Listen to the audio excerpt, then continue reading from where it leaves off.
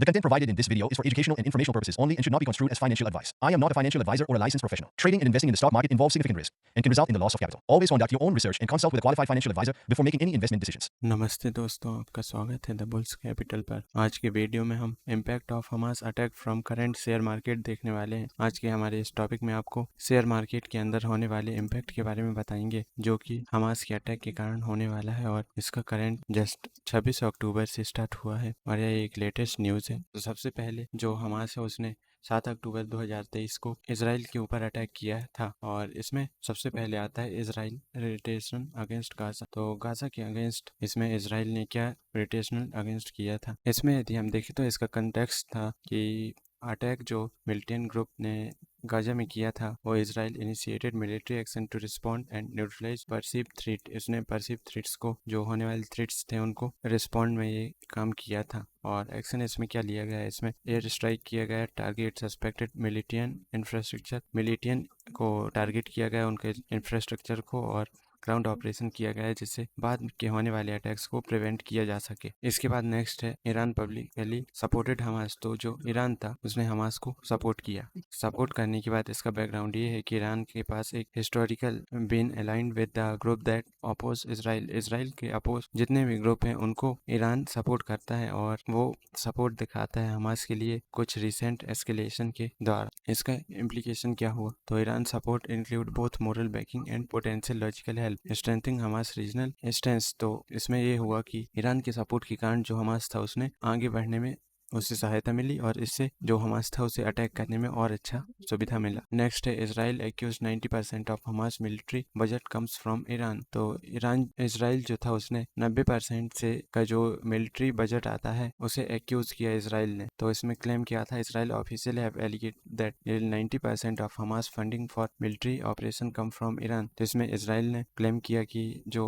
90% Hamas का funding है वो ईरान से आता है। तो इसका सिग्निफिकेंस ये था कि ये जो फंडिंग क्लेम था under score Israel concern over Iran influence in Gaza and the broader middle east conflict. तो ये इसका सिग्निफिकेंस था। इसमें Israel launch air strike on Iran position in Syria. इसके बाद जो इसराइल था उसने एयर स्ट्राइक किया ईरान के ऊपर जो कि सीरिया में था। तो इसका रिस्पॉन्स एक्शन ये हुआ कि इसराइल ने ईरानियन मिलिट्री इंस्टॉलेशन जो सीरिया में था उसे टारगेट किया इसराइल ने, और जिसका एम था कि ईरान का रीजनल पावर और इन्फ्लुएंस मिलिटेंट ग्रुप को खत्म करना, इसे लिमिट में कर देना, यह इसका मेन टारगेट था। इसका ऑब्जेक्टिव देखें तो this strike were mean to reduce the risk of Iranian support attack on Israel. तो इसका मेन जो मीन था वो ये था कि ईरान का जो सपोर्टेड अटैक इसराइल पर था उसे उसका रिस्क रिड्यूस करना। तो कुछ इस टाइप का इसका ऑब्जेक्टिव था। इसके बाद है Iran missile launch on Israel. इसके बाद फाइनली ईरान ने इसराइल के ऊपर मिसाइल लॉन्च कर दिया। तो डायरेक्ट कन्फ्रंटेशन इसका ये था कि Iran reportedly launch missile aimed at Israel target. तो जो ईरान था उसने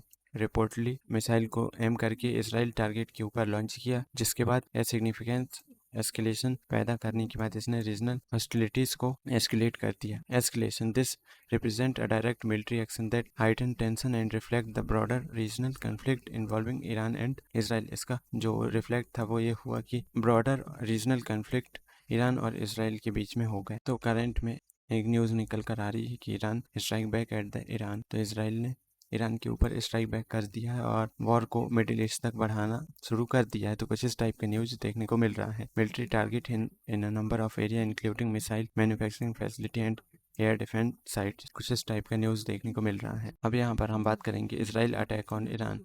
तो इसराइल ने इसके बाद ईरान के ऊपर अटैक किया। सबसे पहले Israel air strike on targeted military base. तो इसराइल ने टारगेटेड मिलिट्री बेस पर एयर स्ट्राइक किया, जिसका कॉन्टेक्स्ट था कि Israel launch air base in response to perceived. तो सेकंड था 2 सोल्जर किल्ड। तो casualty reported during the air strike killed confirm killed highlighting the immediate human cost of the confrontation. तो इसमें ये हुआ कि 2 सोल्जर इसके मारे गए ईरान के, और इसमें इम्पैक्ट ये पड़ा कि loss of personal at tension इसने बढ़ाया और लीडिंग टू फर्दर हॉस्टिलिटीज और डिप्लोमेटिक प्रेशर ये इसके कारण हुआ। तो कुछ इस टाइप का इसका इम्पैक्ट पड़ा हमारी सरकार के ऊपर।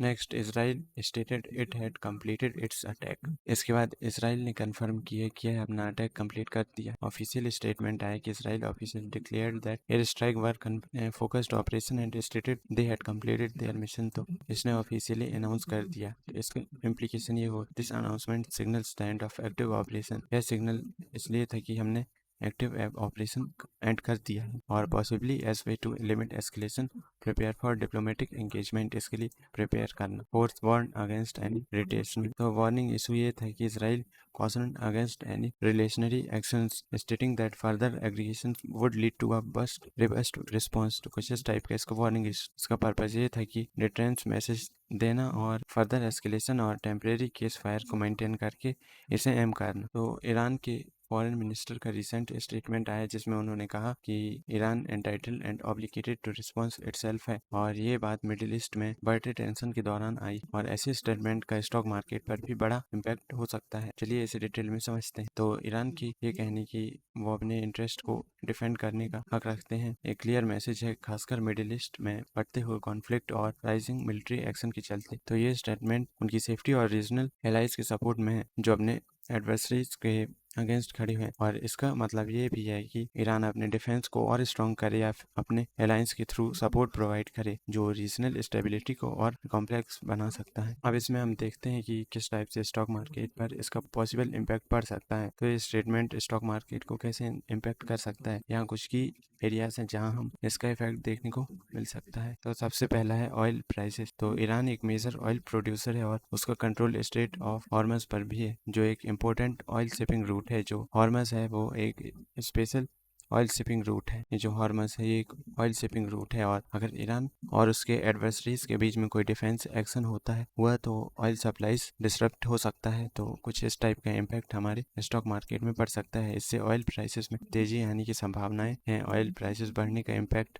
ऑयल कंपनीज के स्टॉक पर पॉजिटिव हो सकता है, लेकिन ये मैन्युफैक्चरिंग और ट्रांसपोर्टेशन सेक्टर की कॉस्ट बढ़ा सकता है, जिसमें हमको ट्रांसपोर्टेशन और मैन्युफैक्चरिंग का कॉस्ट बढ़ा हुआ देखने को मिल सकता है, और जो ओवरऑल इकोनॉमी को मिक्स्ड इम्पैक्ट दे सकता है। कुछ इस टाइप का मिक्स्ड इम्पैक्ट हमारे ऑयल इंडस्ट्री के अंदर इंडिया में हो सकता है। नेक्स्ट है डिफेंस स्टॉक। तो ऐसी जो पॉलिटिकल टेंशन से डिफेंस कंपनीज के स्टॉक भी स्ट्रांग हो सकते हैं, क्योंकि गवर्नमेंट इस वक्त डिफेंस और मिलिट्री स्पेंडिंग में इंक्रीमेंट कर सकती है।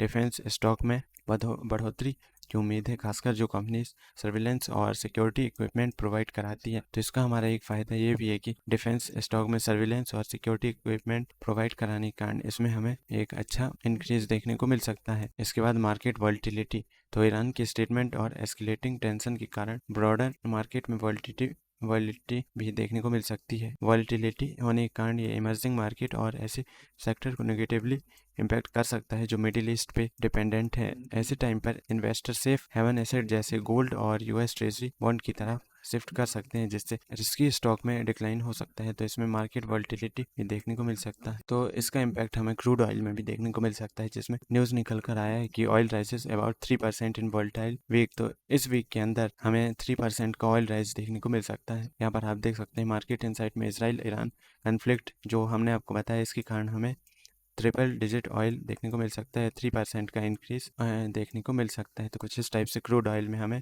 इंक्रीज देखने को मिलेगा। अब चलिए हम current rate of crude oil देखते हैं, जिसमें जो अभी करंट का रेट है वो $71.780 का है, और यदि ऐसा होता है तो यह लगभग $100 क्रॉस कर जाएगा। इसे क्रॉस करने की पूरी संभावना है। तो यहाँ पर आप देख सकते हैं WTI crude oil future rate 2.3% to settle at 71.8% per barrel on Friday. तो फ्राइडे को 71.8 बैरल पर ये सेटल हो गया है, और 2 डेज डिक्लाइन और सिक्योरिंग, जिसके कारण इसमें अभी यदि इस कॉन्फ्लिक्ट के कारण आपको $100 तक इसका प्राइस देखने को मिल सकता है। इसका 3% हमने रफली निकाला है। यहाँ पर आप न्यूज़ में देख सकते हैं इसराइल का attack. Israel attack Iran military target. तो इसराइल ने ईरान की मिलिट्री को टारगेट किया है। इसके टारगेट में तेहरान ने कहा है कि डैमेज लिमिटेड होगा, और यह मिलिट्री टारगेट को करने पर मिलिट्री एरिया में एक अच्छा खासा डैमेज देखने को मिल सकता है। पर इसके बाद IDF strike on military target in Iran do not include oil infrastructure and nuclear facility. तो जो न्यूज़ निकल कर आ रही है कि IDF का स्ट्राइक मिलिट्री टारगेट पर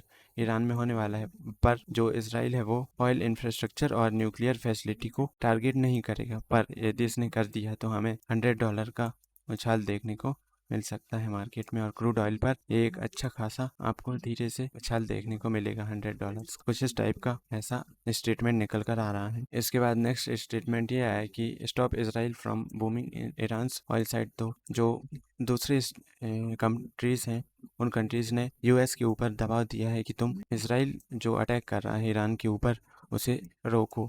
इसराइल ईरान के ऑयल साइट को रोक दे। यह दूसरी कंट्रीज का यूएस से कहना है कि वह यूएस इसराइल से बात करे और ईरान के ऑयल साइट्स को बचवा दे, जिससे मार्केट में वोलेटिलिटी आने को कम कर सके। तो कुछ इस टाइप से कहना है दूसरे देशों का। इसी कारण ऑयल प्लेंजेस 4% ऑयल प्लेंज हुआ है और $75 बैरल का स्लिप बिलो हुआ था। जो ईरान सप्लाई डिस्ट्रप्शन हुआ था, ईरान के डिस्ट्रप्शन के कारण इसका जो प्राइस था वो $75 हुआ था, यह नीचे हुआ था डाउन। और इसमें यदि देखें तो oil prices tumbled more than 4% to near 2 week low on Tuesday due to weaker demand outlook. तो ईरान में अटैक होने के कारण ये जो पहले ही डिमांड था ये कम हुआ। और and after media report set Israel willing to not strike Iran oil target teasing fear of supply disruption. तो इसके बाद कुछ मीडिया की रिपोर्ट आई कि इजराइल ऑयल के ऊपर टारगेट नहीं करेगा, यदि इसने टारगेट किया तो इसका सप्लाई डिस्टर्ब होगा और हमें इसमें गिरावट देखने को मिलेगा और इसका डिमांड कम होने के कारण हमें नुकसान होगा। तो कुछ इस टाइप का भी न्यूज़ देखने को मिला था हमें। इसके कारण जो इजराइल है उसने ईरान के ऊपर ऑयल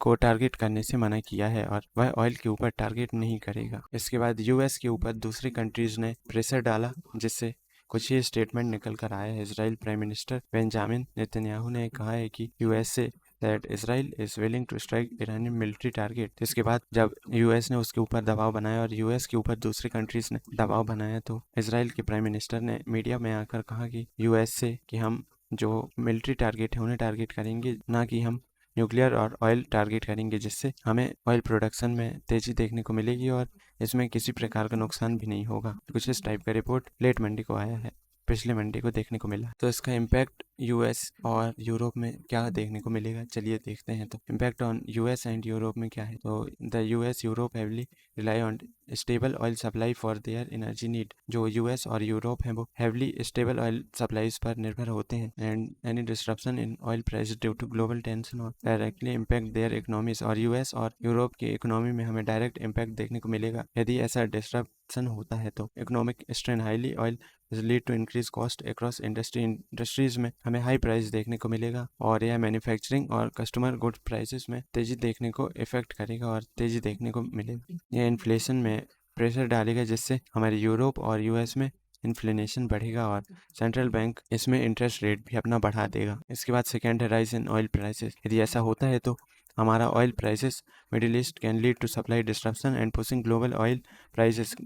इसका जो प्राइस है वो एक हाई रेशियो पर चला जाएगा। कुछ इस टाइप का हमें ऑयल पर इसका इम्पैक्ट देखने को मिलेगा। इसके बाद है rise in cost for oil importing countries. तो इसका चैलेंज है इम्पोर्टर के पास। जो इम्पोर्टर है उनके लिए एक बड़ा चैलेंज होगा। Countries that rely on importing oil, कई ऐसी कंट्री हैं जो ऑयल इम्पोर्टिंग पर ही पूरी तरह रिलाई होते हैं। तो स्पेशली डेवलपिंग इकोनॉमी वाली जो कंट्रीज हैं तो उन्हें हाई कॉस्ट मिलेगा ऑयल प्राइसेस में, जिससे बहुत नुकसान देखने को मिल सकता है।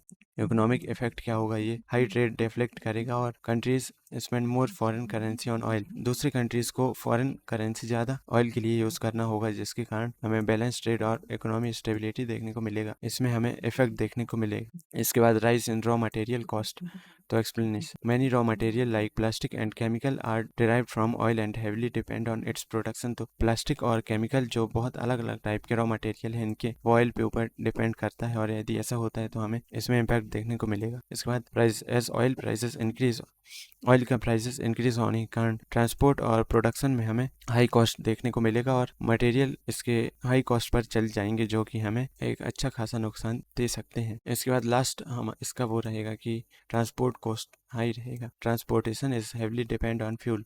जो ट्रांसपोर्टेशन होता है वो फ्यूल के ऊपर डिपेंड है और यदि ऐसा होता है तो ऑयल प्राइसेस के हाई होने के कारण इसका डायरेक्टली इम्पैक्ट पड़ेगा प्राइसेस में और इसका ऑयल का प्राइस हाई हो जाएगा। इसके बाद इसका रिजल्ट ये रहेगा कि increase transportation cost impact the entire supply chain. Entire supply chain को इम्पैक्ट करेगा और इसका प्राइस इसमें रेस होगा, धीरे धीरे बढ़ चला जाएगा। स्पेशली फॉर इम्पोर्टेंट प्रोडक्ट, जो इम्पोर्टेड प्रोडक्ट हैं उनके लिए ये स्पेशली सबसे ज़्यादा इंक्रीज होगा और इसके कारण हमें ओवरऑल इन्फ्लेशन रेट्स हाई देखने को मिल सकता है। तो कुछ इस टाइप का इम्पैक्ट हमें सबसे ज़्यादा देखने को मिलेगा यूएस और यूरोप में। नेक्स्ट है राइज इन इन्फ्लेशन। तो can US Fed keep up the rate cuts. तो क्या यूएस फेड है वो रेट्स कट करके देगा और कम करके रहेगा। तो बैकग्राउंड क्या है, the US Federal Reserve often cut interest rate to stimulate the economy especially during slowdown. तो इस टाइम पे जो यूएस फेडरल रिजर्व है वो इंटरेस्ट रेट को स्टिमुलेट करेगा, जिससे जो इकोनॉमी है उसे यह संभाल सके और डाउनफॉल होने से उसे बचा सके। इसका चैलेंज इसमें ये आएगा कि राइजिंग प्राइस फ्यूलिंग इन्फ्लेशन, जो हाई प्राइसिंग रहेगा ऑयल का वो इन्फ्लेशन को बढ़ाएगा और फेड में struggle to maintain rate cut, और यदि वो रेट इस दौरान कट करता है तो उसे एक हाई स्ट्रगल देखने को मिलेगा, जिसके कारण हाई इंटरेस्ट रेट रहेगा जो कि इन्फ्लेशन को कंट्रोल करेगा। इसका इम्पैक्ट ये पड़ेगा कि if the Fed can not sustain rate cut, और यदि यूएस फेड इसे सस्टेन नहीं कर सका तो इसका बोरविंग कॉस्ट बढ़ता चला जाएगा और बिजनेस और कंज्यूमर्स को यह हाईली इंक्रीज्ड बोरविंग कॉस्ट लाकर देगा, जिससे potential slow down economic growth होगा और इकोनॉमिक ग्रोथ डाउन होगा, जिसके कारण इन्वेस्टमेंट और इकोनॉमिक में हमें डाउनफॉल देखने को मिलेगा। तो कुछ इस टाइप से डाउनफॉल इसमें सबसे पहले होने वाला है। और यदि if rate cuts are impacted, यदि इसके रेट कट करते हैं और वो इम्पैक्ट होते हैं तो क्या होगा? Business consequence, higher interest rate mean more expensive loan for business affecting expansion plan and operational cost and overall growth. तो इसका ये बिजनेस इम्पैक्ट पड़ेगा कि इसमें हाई इंटरेस्ट रेट होने के कारण धीरे धीरे हमें एक्सपेंसिव लोन बिजनेस के अंदर देखने को मिलेगा, जिसके कारण प्लान्स में एक्सपेंशन देखने को मिल सकता है। यह पूरे ओवरऑल मार्केट में आपको देखने को मिलेगा और यह हाई होगा। नेक्स्ट है consumer spending, high interest rate on personal loan and mortgage reduce disposable income impacting consumer spending which is crucial for economically stability। है जो कंज्यूमर है उनके स्पेंडिंग को इम्पैक्ट करेगा डायरेक्टली और इससे इकोनॉमिकली स्टेबिलिटी धीरे धीरे डाउनफॉल पर जाएगा। स्टॉक मार्केट पर इसका ये असर पड़ेगा कि interest rate hike often lead to cooling in stock market as investor move toward safer, और इसके कारण जो इन्वेस्टर है वह इस स्टॉक से हटकर किसी दूसरे स्टॉक पर जाएंगे और इसका जो investor move toward safer rate होगा वो हाई होगा। क्या ऐसे में जो आईटी कंपनी है वो ग्रोथ पर रहेंगे या फिर वो डाउनफॉल होंगे? तो interest rate sensitivity, the tech sector especially IT companies is highly impacted by interest rates since they rely on financial for innovation and expansion. तो सबसे ज़्यादा इसमें आईटी कंपनीज को इंटरेस्ट रेट बढ़ने के कारण इम्पैक्ट पड़ेगा, क्योंकि वो लोग फाइनेंशियली इनोवेशन और एक्सपेंशन के लिए इसके ऊपर निर्भर होते हैं। इसका इम्पैक्ट हाई कॉस्ट राइजिंग पर पड़ेगा। इंटरेस्ट रेट हाई होने के कारण फंडिंग प्रोजेक्ट का कॉस्ट भी इंक्रीज होगा और धीरे धीरे पोटेंशियली हमारे आईटी सेक्टर में ग्रोथ ना होते हुए डाउनफॉल देखने को मिलेगा। इसके बाद मार्केट इम्पैक्ट क्या पड़ेगा? High borrowing cost can reduce consumer and business demand for new tech product. तो मार्केट इम्पैक्ट ये पड़ेगा कि जो इसके कस्टमर्स हैं और कंज्यूमर्स हैं उन्हें बिजनेस डिमांड हाई होगा, बट धीरे धीरे वो इसे कम करते जाएंगे और नए टेक प्रोडक्ट के ऊपर यह बहुत डाउन हो जाएगा, जिसका इम्पैक्ट रेवेन्यू ग्रोथ पर पड़ेगा, जिससे आईटी और टेक कंपनीज डाउन जाएंगे। तो कुछ इस टाइप का आपको आईटी कंपनी इम्पैक्ट देखने को मिलेगा। इसके बाद next chemical companies destocking. Current situation ये है कि जो केमिकल कंपनी है वो डिस्टॉकिंग के फेज पर चल रहे हैं और इसका मतलब ये है कि इन्वेंट्री में हमें गिरावट देखने को मिल रहा है और इसके कारण फ्लक्चुएटिंग रॉ मटेरियल है। यह जो इम्पैक्ट है इसका ये पड़ेगा कि हमारा जो रॉ मटेरियल है वो धीरे धीरे फ्लक्चुएट हो रहा है और इसमें केमिकल कंपनीज को लॉस देखने को मिल रहा है और मिलेगा। इसके बाद फाइनेंशियल प्रेशर होगा, हाई रॉ मटेरियल कॉस्ट। इसमें जो रॉ मटेरियल है कंपनीज के उनमें हाई कॉस्ट देखने को मिलेगा, जिसके कारण इन्वेंट्री को मैनेज करना थोड़ा मुश्किल हो जाएगा और प्रॉफिट मार्जिन को इम्पैक्ट करेगा, जिससे प्रोडक्शन को यह धीरे धीरे कम कर देगा। लेस प्रोडक्शन होने के कारण कंपनी भी डाउनफॉल पर जाने लगेगा। अब देखते हैं टेक्सटाइल कंपनी में इसका क्या इम्पैक्ट पड़ेगा। ग्लोबल ट्रेड इम्पैक्ट इसका होने वाला है, जिसमें जो rising transport and raw material cost due to high oil prices make export more expensive. High prices के कारण एक्सपोर्ट इसका एक्सपेंसिव हो जाएगा। इसके बाद प्रोडक्शन में इसका असर पड़ेगा, जो कि ग्लोबल मार्केट के अंदर देखने को मिलेगा। इसमें इंक्रीज कॉस्ट हमको देखने को मिलेगा।